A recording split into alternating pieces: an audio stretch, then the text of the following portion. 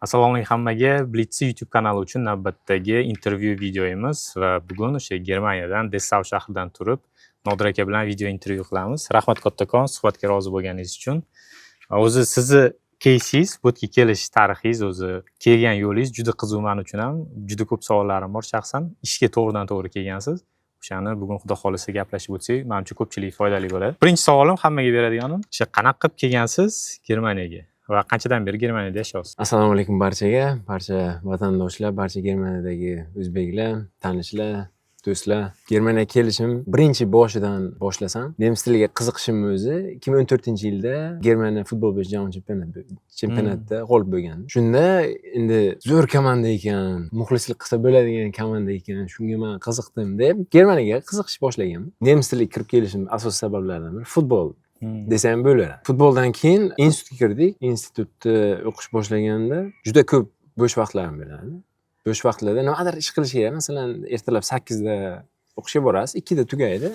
Uyga qaytasiz. Endi menimcha u paytda uncha Instagram yoki sotsiyetlar uncha mashhur emas edi. Nimadir qilish kerak. Masalan, zerikarli. Til o'rganmoqchi bo'ldim. Hamma til o'rganyapti. Qarasam, hamma ingliz tiliga. Daryo to'lib turadi. Yana siz ustiga tomchi tashlasangiz uncha qiziq emas. Sezilmaydi. Ha, sezilmaydi. Nimadir o'zgacharoq birorta tanlov qilamiz. Men nemis tilini bir prop qilib ko'rsam endi qanaqa bo'lar ekan deb o'ylab yurdim. Shundan keyin tanishlar bor edi. Nemis tiliga borayotgan. O'shalardan keyin qiziqib so'radim. Shunaqa nemis tiliga qanaqa borsam bo'ladi? Kurs bormi o'zi? O'qitiladigan joy bormi? Keyin ular aytdiki, juda ko'p universitetda ham fakultet bor, germanistika fakulteti, undan tashqari til kurslari bor, aynan o'quv markazlari o'sha yerga borsang bemalol o'rganishing mumkin deydi. Birinchi o'qituvchim Buxoroda bo'lgan, o'sha litseyda birga o'qiyotgan paytimizda Fazolat ismli qiz bor edi. U ham nemis tiliga borardi, o'shanda B1 yoki B2 darajasi bor edi. Shu menga birinchi darslarda shu menga yordamlashgan, nemis tilini shu o'rgatishni boshlagan. Undan keyin Rano opa ismli ustozimiz bor, u kishi hozir o'zlari Germaniyadalar. Bu yerda ham o'qituvchilik qiladi. O'sha kishi meni B2 darajagacha Buxoroda o'qitganlar. Hozir u o'quv markazi yo'q, lekin o'sha paytda o'quv markazlari bor edi. Shu o'quv markazida nemis tilini o'rganib, birinchi seminarim masalan Samarqandda bo'lgan. Undan tashqari DAD tashkiloti O'zbekistonda har xil seminar, treninglar o'tkazish uchun Germaniyadan lektor olib boradi. Masalan, Germaniyadagi nemis tili o'qituvchisini olib, ular kontrakt tuzadi, masalan 2 yilga, 4 yilga. Keyin ular borib o'sha 2 yil yoki 4 yil O'zbekistonda ishlab beradi. Shu lektorlar har yilda 2-3 bor seminar treninglar qilardi. Birinchi seminar treningim Samarqand Deutschtagi bo'lgan 2017-yilda. Nemis tiliga birinchi rostakam kirib kelib, nemis tili atmosferasiga kirganim shu seminarim bo'ladi va hech esimdan chiqmaydi. Biz bir hafta bo'lganmiz. Bir haftaning ichida faqat nemis tili o'qiysiz. Ertalab masalan 9 da borasiz o'qishga. Hamma o'zbek studentlar, lekin hech kim o'zbekcha gapirmaydi. Ishtiyoq bilan bir narsa kirib borsangiz, o'rgansa bo'lar ekan. Miya ham qabul qilar ekan. Blitz nemis tili o'quv markazida mana shu videolarga chiqayotgan yurtdoshlarimizga rahmat sifatida arzimasa ham kichkina sovg'ali bor, berib yuborishgan. Chunki sizni ham vaqtingiz ketadi, harakat, kuch. Misol kichkina bloknot, ruchka, shunga o'xshagan narsalar, ruchkalari va undan tashqari o'sha termos, o'zligini o'sha Blitzdan o'sha sovuq kunlarda mana shu ob-havolarda ishlatishga va undan tashqari yana kichkina mayda-chuyda narsalari sovg'alarni solib qo'ysa bo'ladi. Nemis tilini o'rgandingiz, o'qituvchingiz B2 gacha olib chiqdi, qiziqishlar, o'sha seminarlar bo'libdi, nemis o'qituvchilardan o'rgandingiz. Germaniyaga qaysi yo'l bilan keldingiz keyin? Qaysi payt keldingiz? Germaniyaga birinchi kelganim 2018-yilda bo'ldi. 2018-yilda bu ham DAD tashkilot tomonidan stipendiya yutdik. Germaniyada Hochschulsommerkurs deydi, institut talabalari uchun yozgi kanikulda bo'lib o'tadigan til kursi. Shunda stipendiya yutdim, davlat tarafidan grant edi.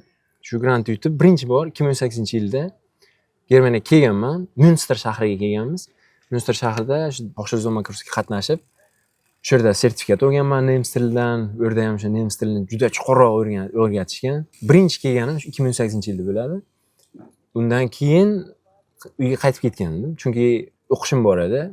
Buxoro texnologiya institutida biz tarimizda hozir universitet bo'ldi. O'sha institutda o'qiganman, neft gaz yo'nalishida. Uyga qaytib ketdim, o'qish bitirdim, diplom ishlar bor, keyin oila qurdim, magistraturaga kirdim neft gaz bo'yicha. 2019-yildan boshlab salgina nemis tilidan uzoqlashib bo'lganman-da. Karyerani rost neft gaz bo'yicha Rossiyaga borib ishlab keldim, o'sha Tyumen shahrida, u yerda neft gaz bo'yicha chuqurlashdi bilimlarim. O'zimizda ishlab ko'rdim, Buxoro neft gaz qayta ishlash zavodi, har xil korxonalarda o'zim sinab ko'rdim. Bu endi peshonam yarqiraganim yoki omadim kelganim yoki Xudo bir bergan nima deydi, mo'jiza desa ham bo'ladimi? 2024-yilda menga telefon bo'lyapti, nemis nomeridan qarasam Germaniya turibdi. O'sha paytda laxatronlar yuksalayotgan davrlar edi. Mashinliklar aytdim. Nima? VPN qilib men telefon olib olsam aytdim, plastik nomerini so'raydi deb. Ko'taraychi nima bo'ldi? Ko'tarsam bitta nemis ayol telefon qilyapti. O'ktam nodirjonsizmi? Ha, men. Siz 2019-yilda Ausbildung bo'yicha dokument topshirgan edingiz. O'sha dokumentlaringiz biz arxivda hali saqlangan. Sizdagi sertifikatni, sizdagi nima, studium, universitet diplomlari bor ekan. Shu ma'lumotlarning rostligini tasdiqlasangiz, siz bilan gespräch qilamiz, siz bilan intervyu qilamiz, gaplashib olamiz. Sizga nima taklifimiz bor, Germaniyada ish bor. Siz uchun agar xohlasangiz qilib ko'rishimiz mumkin dedi. Men aytdim, nimaga yo'q u? Germaniyadan ish chiqadi yo'q, men yo'q deyman. Keyin bo'pti dedim. Dokumentlarim bilan rostdan ham men institut o'qiganman. U yerda bakalavriat yozgan bo'lsam aytdim, hozir magistrim bor. Ish stajiga egaman, masalan, aytaman. Neft gaz yo'nalishidami deganda aytganki, yo'q, neft gaz yo'nalish emas. Siz neft qayta ishlash o'qigan ekansiz, bizda lekin hozir plastik qayta ishlash korxonada ish bor. Xohlasangiz agar topshirib ko'ramiz. Germaniyadagi korxona o'ziga yig'ayotgan personalni ataylab shu korxona rahbari har xil millatli kollektiv tuzmoqchi dedi. Shunda shansiz yaxshiroq menimcha bir topshirib ko'ring deydi. Shundan keyin Lebenslaufim bilan yuborganman. Bewerberni o'sha motivatsion shraybinlar bo'ladi. Hammasini tayyorlab uzatganimda, keyin ular rukmeldon qildi, qayta aloqaga chiqdiki, biz siz bilan bajonidil intervyu qilamiz, telefon orqali, endi baribir kela olmaskansiz. Gaplashib ko'ramiz deydi. Intervyu telefon bo'ldi, Skype orqali, Skype'da gaplashdik. Ularga yoqqan tarafi yaxshi rakursda o'tirib olganim, quyosh tushib turibdi, chiroyli manzara, yam-yashil. Ular aytdiki, juda chiroyli ekan. Necha gradus sizda deyapti. Men aytdim, 20 gradus, 25 gradus shu oralig'ida. Sen juda zo'r ob-havoli joyda ekansiz O'zbekiston. Men bormaganman dedi, lekin ko'rib turibman, juda chiroyli ekan. Bizda lekin agar tayyor bo'lsangiz, bu yerda juda yomg'ir ko'p, quyosh juda kam. Shunday quyosh o'lkani tark etishga rozi bo'lsangiz dedi. Bizda taklif bor, ishxonamizga sizni olmoqchimiz deb endi menga tuzagi berishdi. Ishga taklif qilishdi, Fairtrag uzatishdi. Birinchi marta shu Fairtrag olib ko'rganimda menimcha 17-18 list edi. Hozir ko'p Fairtrag bu shartnoma. Ish shartnomamiz 18 varaqmi shunaqa edi. U yerda har bitta o'sha ishga nechidan kelishingiz, oylik soatidan necha pul olishingiz, ish paytida o'zingiz qanaqa tutishingiz, ishdan tashqarida qanaqa tutishingiz, uyga borib keladigan yo'nalishlari, qaysi shaharda, qanaqa sharoitda bo'ladi. Masalan, ishdan tashqari qolib ishlasangiz qanaqa tarifda to'lanadi, oddiy tarifi qanaqa bo'ladi. Hammasi oxirigacha o'sha nuqtadan virgulgacha aniq qilib yozilgan edi.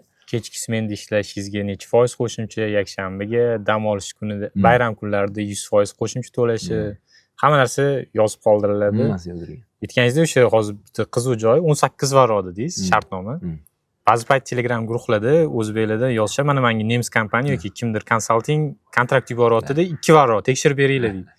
2 varro unda o'qiymiz, mashinnik deymiz, bo'ldi. Hamma biladi. Germaniyadagilar, Roman Etos kimda kim o'sha Germaniyadan kontrakt rostdan olgan bo'lsa, varroda 18 varro, kamida 18 varro, bo'lmasa undan ham ko'p va juda ko'p ma'lumotlari bo'lishi kerak. Hammaniki har xil yasaydi o'zi uchun shartnoma. Shu menimcha eng zo'r narsa. Ko'pchilik 1-2 varroning ko'p, men shartnoma ekan va $500 yuborishim kerak ekan unga deb aldanib qoladi. Shartnomani oldingiz, qo'lingizga berishdi. Nima qaror qildingiz? Shartnoma olgandan keyin baribir uydagilardan so'raysiz, maslahat qilasiz, masalan, shu chet eldan taklif bo'lyapti, ishga chaqiryapti deganimda uydagilar birinchi aytgan gapi, oilangni olib ketsang bo'ladimi dedi. Men o'yladim, masalan, farzandlarim bor. Oilangni olib ketar ekansanmi deb, oilangga ham berar ekan vizani deyapman. Vizani taxlab beradi, hammasi tayyor qilib berar ekansan, oilanggachi deyishgan. Oilangni olib ketasanmi deganda, men aytganmanki, endi boraman, sharoitni tayyorlayman birinchi. Uyimni olishim kerak, masalan, ko'rishim kerak shahar qanaqa, bog'cha, maktab deganlarda qiynab vaqt ketadi salgina. Chunki endi o'zim ketishimga duo qilinglar, men ketaveray deganman. Bo'pti deyishgan. Uydagilar rozilik olgandan keyin elchixonaga dokumentlar topshirilgan, kutilgan. Har doimgidek elchixonadan kechikishlar bo'lgan. Shartnoma bo'yicha 1-yanvarda boshlashim kerak edi. 24-yil 1-yanvardan men o'sha ish joyimda bo'lishim kerak edi. Lekin baxtga qarshi mart oyida vizam chiqqan. 14-martda Germaniyaga uchib kelganman. Ishxonaga borganimda kech kelding, nima bo'ladi desam, aytdiki, endi dedi, Fairtrag yangilab beramiz senga dedi. Men to'g'ri o'ylayman, Fairtrag almashsa bular narxni o'zgartiradi, ish vaqtimni o'zgartiradi, boshqa ishni bo'lmagan joy boshqa shaharga uzatadi men o'ylayapman-da. Aytaman, "Yo'q, Fairtrag'im almashmasa men imzo qo'yganman, almashtirmayman" deyapman. "Yo'q, hammasi joyida" dedi. "Men senga o'zi yangi Fairtrag chiqarib beraman. Bitta o'zgartiradigan joyda sanasini o'zgartirib beraman. Chunki biz javob berishimiz kerak" dedi. "Yanvardan martgacha nima ish qildi bu odam? Senga o'zi martdan pul tushadi" dedi. "U 2 oy uchun biz javob berishimiz kerak san uchun" dedi. "Faqat senga sanasini o'zgartirib beraman. Sen uyga olib borgin" dedi. "Bir kun vaqt senga" dedi. "Ko'rgin hammasini" dedi. "Mana tekshirib bir gapar qilib tekshirib ko'r" dedi. "Keyin ertaga kelib imzolab bersang bo'ladi." Uyga borganman, rostdan bir ko'rganman, hech qayerda o'zgarish yo'q. Hammasi bir gapar, shu prosta oddiy shu sanani o'zgartirib berishgan. Birinchi ish kuni 18-mart 24-yilda ish boshlagan. Kelishingiz bilan 4 kundan keyin ishni boshlab yuborasiz. Bir kun ishxonaga borib, sanaqali ajoyib. Kelish jarayonida o'zi vizaga qancha vaqt ketdi? Qo'lingizga o'sha sizga shartnoma yuborishgandan va ishga kelgunizcha aytdingiz, yanvar 2 oy cho'zildi. Undan tashqari necha oy tayyorlandingiz? Hujjat topshir, viza topshir, termin ol. Birinchi Germaniyadan bo'lgan qo'ng'irog'im menimcha sentyabr oxirlari, oktyabrda edi. Chunki xuddi aytgandek quyosh turib tushib turibdi bizda. Endi oktyabrda bu yerda yomg'ir, quyosh yo'q, xuddi shunaqa. O'sha esimda qolgan. Oktyabr oyida boshlangan. Ular men bilan intervyu qilgandan keyin endi hujjatlarni ketma-ketlik boshlanib ketgan. Shundan bilinib turibdiki, oktyabr, noyabr, dekabr 3 oy, bu yoqda yana 2 oy. 5-6 oy vaqtim ketganda. Yaxshi vaqt ketgan ekan, uncha ko'p ham emas. Ba'zilar 1 yillab kutadi, ba'zilar 6 oy. O'zi o'rtacha kim Germaniyaga bormoqchi bo'lsa, jarayon, viza olguncha jarayon kamida 4 oy, bo'lmasa 5, 6, 7 oy ketadi. Germaniyaga kelib oldingiz, ishni boshladingiz. Birinchi ish kuningiz qanaqa bo'ldi? Taassurot eslay olasizmi? Birinchi kuni hech esimdan chiqmaydi. Chunki umuman boshqa shahar, umuman boshqa davlat, umuman boshqa odamlar. Ishda ham prosta o'tirishga bormaysiz-da. Siz nimadir ish qilishingiz kerakmi? Men o'zim ichimda o'ylayman, qanaqa bo'lar ekan men? Gaplashishim qanaqa bo'ladi nemislar bilan? Tushunmay qolsammi bo'ladi? Urushib ketmaydimi meni? O'zim yeb boraman ish kuniga. Birinchi kun meni shekta arbaytda ishlamagansan, hali tajribang yo'q bu ish smena bo'yicha ishda tajribang bo'lmagani uchun dedi. Tongi smenangiz 6 dan 2 gacha bo'ladi. Sahar 6 da siz uje ish joyingizda bo'lishingiz kerak, tayyor. Bu degani 5:30 da siz borasiz, kiyimlarni almashtirasiz. 5:45 da Uber gabi deydi. Peresmenga deydi rus tilida. Shuni qilasiz 15 minut. Shundan keyin 6:00 da ishingiz boshlanadi. Aytdiki, tajribang yo'q dedi. 5 ta kelishing shart emas dedi. Birinchi kun senga dedi. 8 da kelgin dedi. Birinchi kunda tanishtiruv qilib beramiz dedi. Zavodni ko'rsatamiz, ishchilarni ko'rsatamiz. Boshlig'ing kim? Kimlar bilan ishlaysan? Birga ishlaydiganlaring hammasi tanishtiramiz. Direktor yoniga kirasan, u ham sen kutib turibdi, qachondan 2 oy kechikkan ishchini suhbat qilmoqchi dedi. Keyin birinchi kun borganman. Smena boshlig'im birinchi tanishtirgan. Shu senga bevosita boshliq, shu aytgani bo'ladi, shu ishni o'rgatadi senga. Shu senga yordam beradigan bitta aniq ishchi biriktiriladi dedi. Shechtlayter senga hammasini tashkil qilib beradigan odam deyishdi. Keyin shechtlayterni tanishtirgandan keyin production slayter butun zavodni ko'rsatgan menga, qaysi bo'limda nima ish qilinadi, nima ishlab chiqariladi. Endi bu intervyu vaqtida ham tushuntirilgan edi. Baribir ko'z bilan ko'rgan boshqa. Masalan, qanaqa apparatlar bor, qanaqa ishlaydi, tok qayerdan oladi, ish joyida o'zini qanaqa tutish, xavfsiz mehnat ta'minlash, hamma qonun qoidalarini tushuntirgan. Bir ikkita qog'ozlarga imzo qo'yilgan joydagi joylar bo'lgan, o'shalarga imzo qo'yganman. Direktor yoniga kirib chiqqanmiz, suhbat qilgan, qanaqa o'zingni his qilyapsan Germaniyada, qanaqa o'tdi birinchi haftang masalan, o'sha 4 kun 5 kun yashabsan, yoqdimi senga, ishxonani ko'rdingmi, omad tilayman deb hamma yaxshi muomalada kutib olishgan meni. Ishga joylashtirilishgan, forma berishdi. Endi ishga kirdim tamam, birinchi kun. Keyin shiklat yonimga keldi.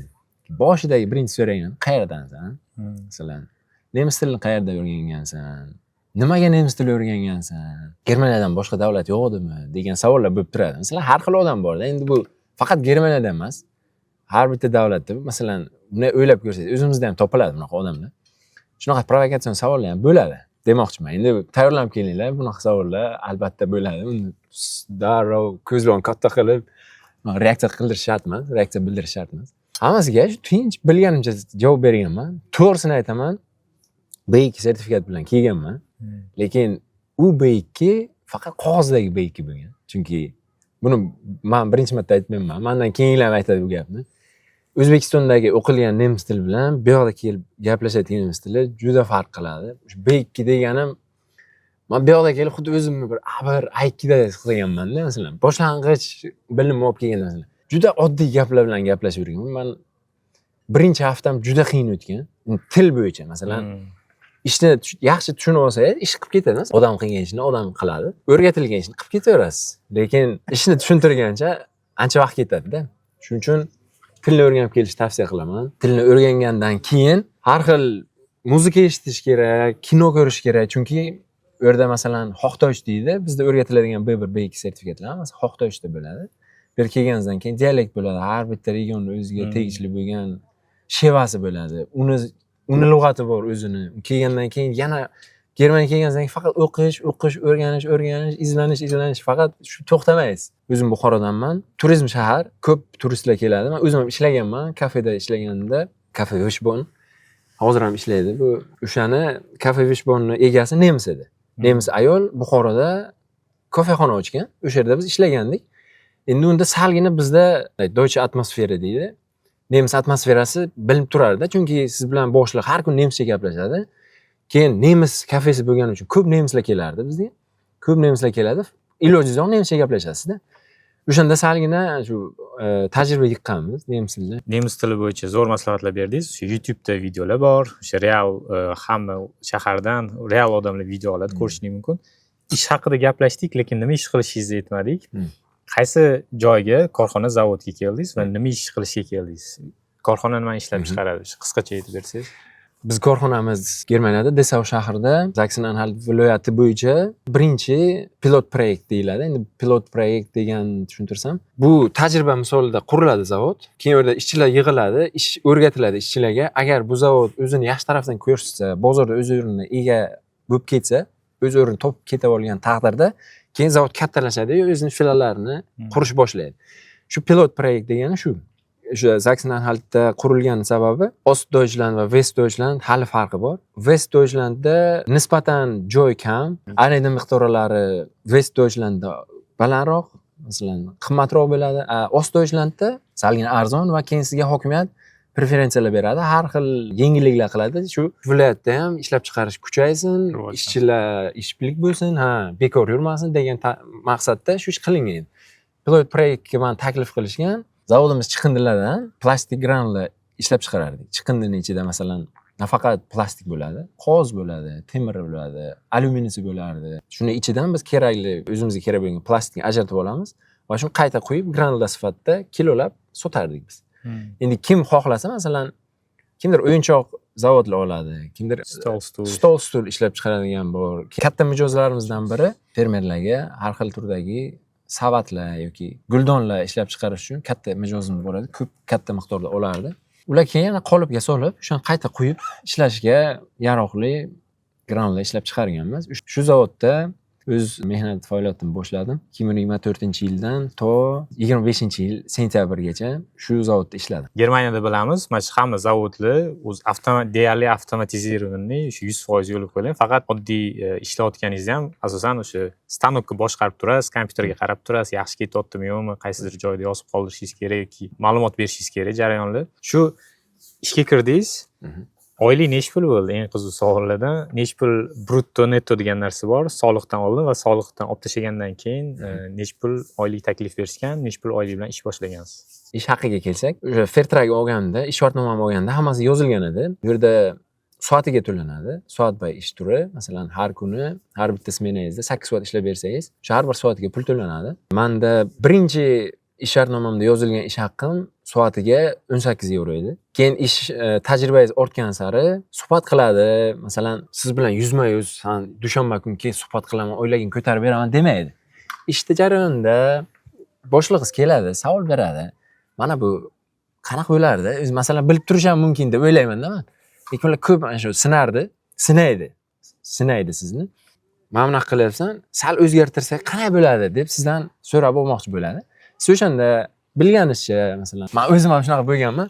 Boshliq kelib savol beraversa, o'zim yo'qotib qo'yish boshlardim-da boshida. Kim bular aytardi, "Qancha stressga tushmay hech qanaqa men sen bilan suhbatlashmoqchiman."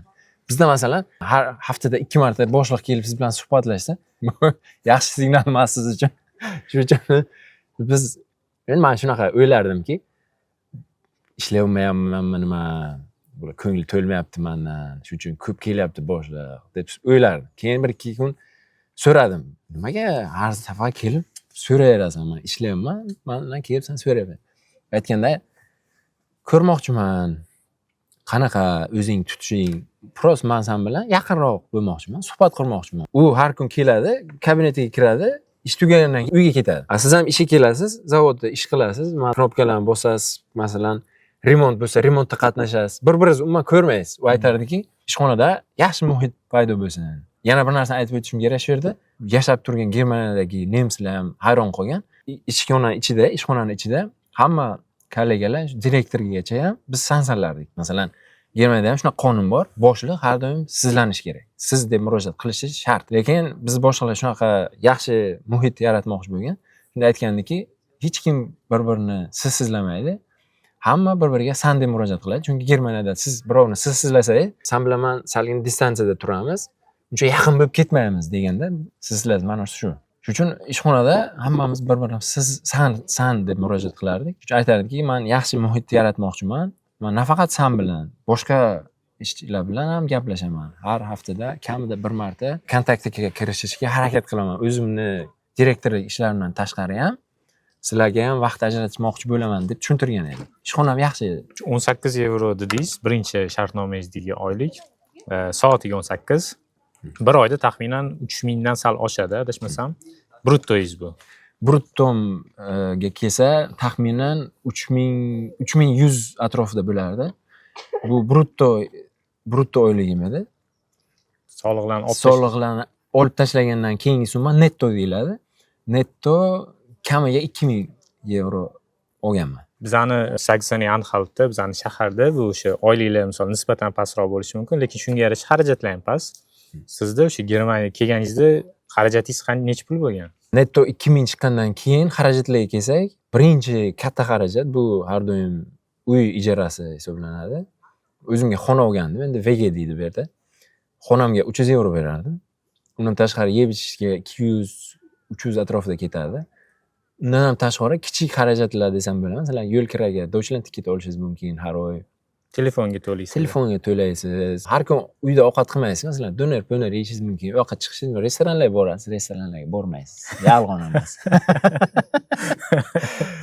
Har kun ovqat qilmaysiz, masalan, ko'chada jo'ralar bilan ko'rishingiz mumkin, doner yeyishingiz mumkin. Shunaqa kichkina xarajatlar bo'ladi. Unga ham 100-150 atrofida. Общий hisoblasak 700-800 yevrogacha rasxodingiz bo'lgan ekan. Bu 2000 dan olib tashlasa 1200 ortib qolgan pul, rostdan shunaqa pul ortib qolganmi? Shunday ortib qolgan pul 1200 kamida 1000 atrofida har doim sizga pul qoladi.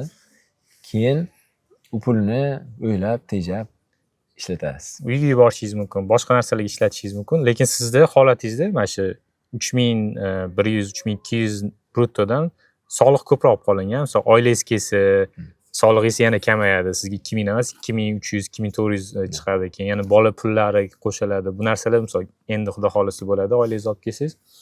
Aytdingiz, xo'jayin bilan gaplashdingiz, o'sha suhbat bo'ldi. Birinchi o'ylagan narsangiz ishimdan qoniqmayapti deb o'ylagansiz, lekin boshqa sabab.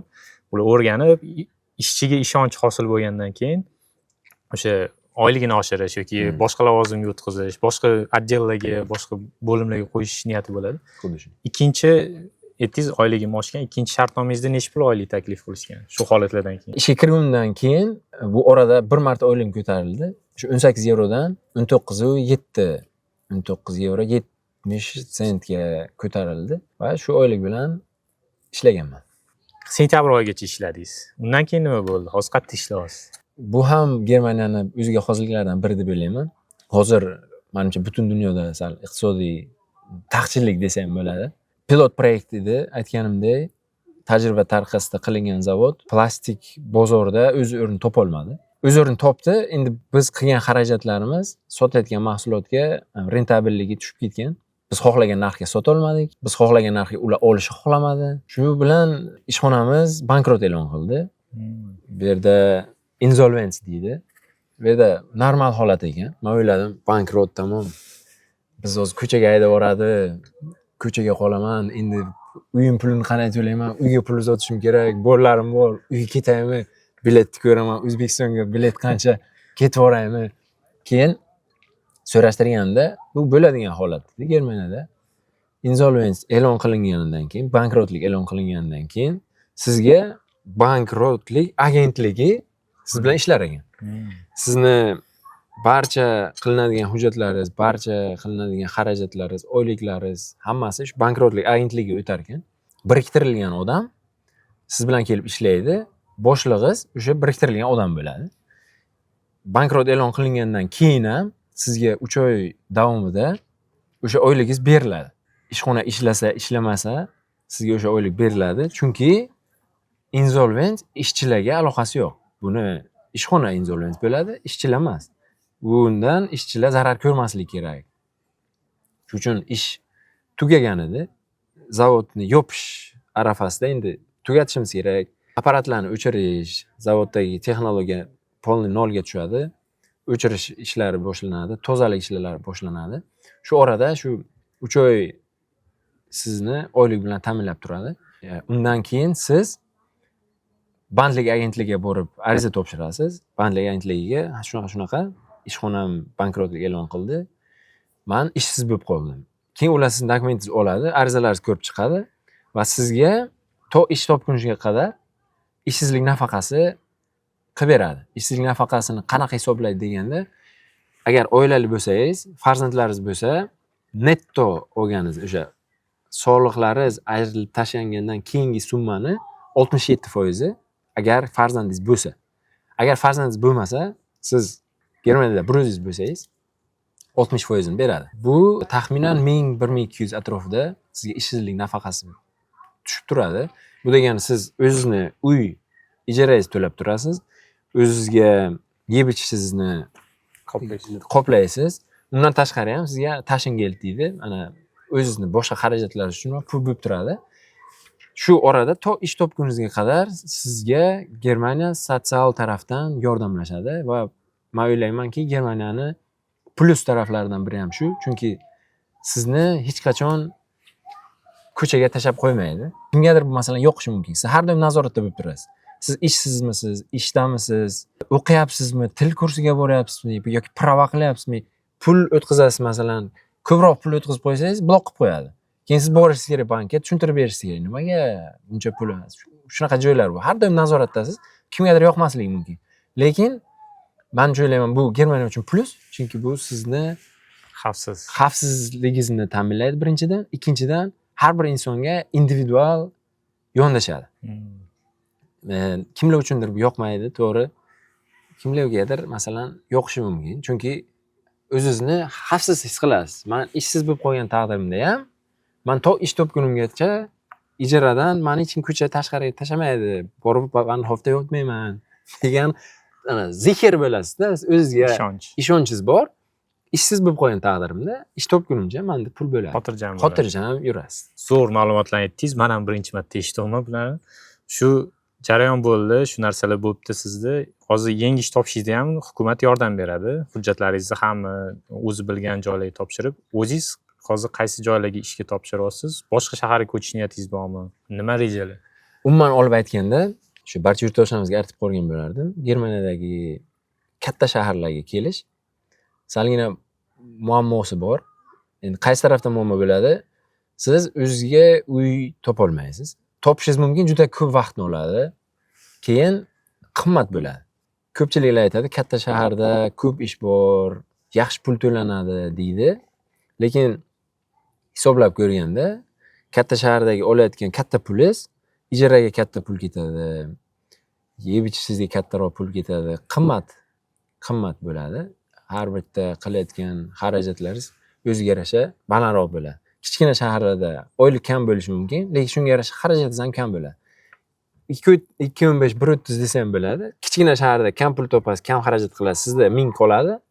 Katta shaharda katta pul olasiz, katta xarajat qilasiz, yana 1000 qoladi.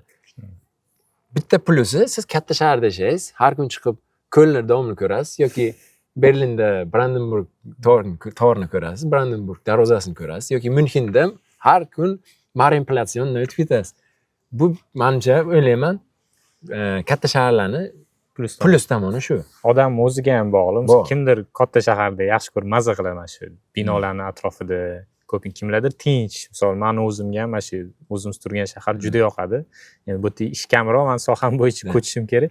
Lekin mana shu hozir chiroyli manzarani atrofida o'tiribmiz, odam tinch, hamma dam olyapti, narxlar zo'r, mana kofe narsa olyapmiz, 7 euro ham bo'lmagan. O'zi ish topish jarayoningiz qanaqa ketyapti? Qanaqa qilib ish topsa bo'ladi Germaniyada? Germaniyada ish topishga kelsak, har xil personal unternehmen deydi. Bu ish topib beruvchi korxonalar. O'shalarga borib o'zingizni hujjatlaringizni topshirasiz. Hujjatlarni topshirasiz. Keyin ular o'sha hujjatlarga qarab, o'sha yo'nalishingizga qarab, sizga variantlar beradi. Bu ishxona bor, mana bu ishxona bor, bunda oylik buncha, bunda ish qiyinroq, lekin oylik yaxshi deb sizga hammasini tushuntiradi. Keyin siz olib o'sha variantlarga qarab, o'zingizni dokumentlaringizni, hujjatlaringizni onlayn tarqatib yuborasiz. Onlayn uzatgandan keyin birinchi etapi hujjat uzatish. Siz uni onlayn qilasiz. Korxonaning veb-sayti yoki ish topib beruvchi ilovalar bor. Play Marketda ham, App Store'da ham bor. Masalan, Indeed, Jobroof, Stepstone bor, Hing bor, masalan, LinkedIn. Hammasi ulardan tashqari, ularga ham topshirsangiz bo'ladi. Hammasi onlayn. Birinchi etapda onlayn uzatasiz hujjatlaringizni. Keyin ular qabul qilgandan keyin sizga javob xati keladi. Biz sizning hujjatlaringizni qabul qildik. Sizdan ozgina sizga sabr tilab qolamiz va sizga qisqa muddatda javob beramiz deb sizga javob xati keladi. Ikkinchi etapda ko'pincha bu tushib qoladi, lekin ayrim korxonalarda telefon geshprek deydi. Siz telefon orqali sizga telefon qiladi, gaplashib oladi. Birinchi boshlang'ich savollarni berib, siz qanaqa nemis tilingiz, qaysi o'qishni tugatgansiz, diplomlaringiz qanaqa, qanchadan beri Germaniyadasiz, nimaga ishdan ketdingiz, shundan so'rab oladi. Ikkinchi etapdan o'tganingizdan keyin uchinchi etap Vorstellungsgespräch deydi. Bu Suhbat. Bevosita korxonadagi inson o'sha sizni chaqirib ishxonada, korxonada gaplashadi, suhbatlar, intervyu qiladi. Bu oxirgi etap bo'ladi. Uchinchi etap Vorstellungsgesprächdan o'tgan odam ishga qabul qilinadi va unga ish shartnomasi beriladi. Qaysidir etapda o'ta olmasangiz, demak, keyingi etaplarga ham siz o'tmaysiz. Hozir mendagi ketayotgan vaziyat bo'yicha bandlik agentligi ham menga ish topib beryapti, o'zini variantlarini beradi. Men aytgan o'sha Apple'dan, LinkedIn, Hing'lardagi ishxonalarni ham ko'rib turaman, ularga ham uzataman. Undan tashqari ish topib beradigan korxonalarga borib ham ariza topshirganman. Hammasiga Germaniyada vaqt kerak. Chunki termin degan narsa bu Germaniyada. Bugun borib hujjatlaringizni topshirganingiz bilan ertagasiga javob kelmaydi. Har bir etapni orasida kamida bir hafta vaqt bor. Shu har bir etapni orasida kamida gapiraylik. Har bir etapni orasida kamida bir hafta vaqt ketadi. Bungacha kelmasa kerak. Ozginasiga. Ha, har bir etap orasida kamida bir hafta vaqt oladi. Va shu bilan ko'p vaqtni oladi demoqchiman ishga kirish. Kelayotgan variantlardan baribir oxirida o'zingizga qoladi. Sizga hech kim ishni topib, mana bu ish senga kel, mana bu yerda ishlaysan deb sizni aytib qo'ymaydi. Sizga kim bo'lsa ham, qaysi ish topib beruvchi korxona bo'lsa ham, qaysi app bo'lsa ham variant beradi. Siz o'zingiz topshirishingiz kerak. Topshirganingizdan keyin sizga javob xati keladi. Siz etaplardan o'tsangiz ishga qabul qilinasiz. O'ta olmasangiz keyingisiga harakat qilib ko'rasiz. Germaniyada ish juda ko'p, lekin odam o'zi xohlagan, o'zi yoqtirgan ish bilan mashg'ul bo'lsa, menimcha yaxshi bo'ladi deb o'ylayman. Chunki ish ko'p degani bilan har bo'ldi ishlasam bo'ldi, men pul topsam bo'ldi deydiganlar ham bor masalan. Lekin zerikib qoladi. Zerikasiz, ishga borasiz, chin dildan ishlamaysiz-da, prosta vaqt o'tkazishga borganda bo'lib qolasiz. Shuning uchun men o'ylayman, o'zingiz qiziqqan ishga, o'zi qiziqqan sohaga ishga kelishni tavsiya qilib qolardim. Ko'pchilik aytadi, ish yo'qmi? Yoki bizga ham ish top, biz ham boraylik deb ko'p tanishlarim yoki do'stlarimiz telefon qiladi.